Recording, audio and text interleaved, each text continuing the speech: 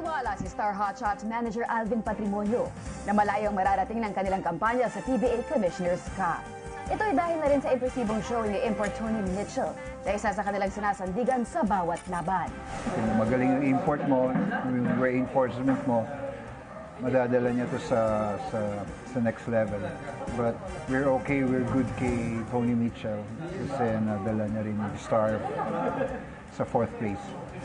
Pero aminado si Patrimonio, nahaharap sila sa mabigat na pagsubok dahil sa nalalapit na pagliban ni na rookie guard Gio Halalon at streak shooter Alain Maliksi na parehong napabilang sa final roster ng Gilas Pilipinas National Team. Bukod pa rito, kapwa nagre-recover pa rin mula sa kanilang injury, sina star swapman Mark Pinres at forward Aldrich Ramos. A lot of injuries din na dumating sa team, but nakaka-survive naman, nakakapanalo naman. That's good for yung chemistry and talagang nabibigyan yung chance yung ibang players. Samantala, naniniwala naman si Patrimonio na malaki ang maitutulong ni na Maliksi at Halalon sa asam ng Gilas Pilipinas na maidepensa ang titulo ng Siaba Championship ngayong buwan. Combo guard siya, he can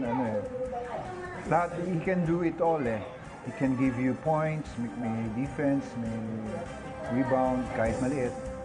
Si Maliksi kasi, si Alain, marami tayong shooters yata hindi nakasali sa Gilas. So, it's time for him to shine.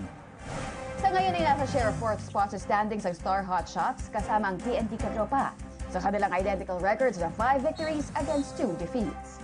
Meg Siozon, PTV Sports.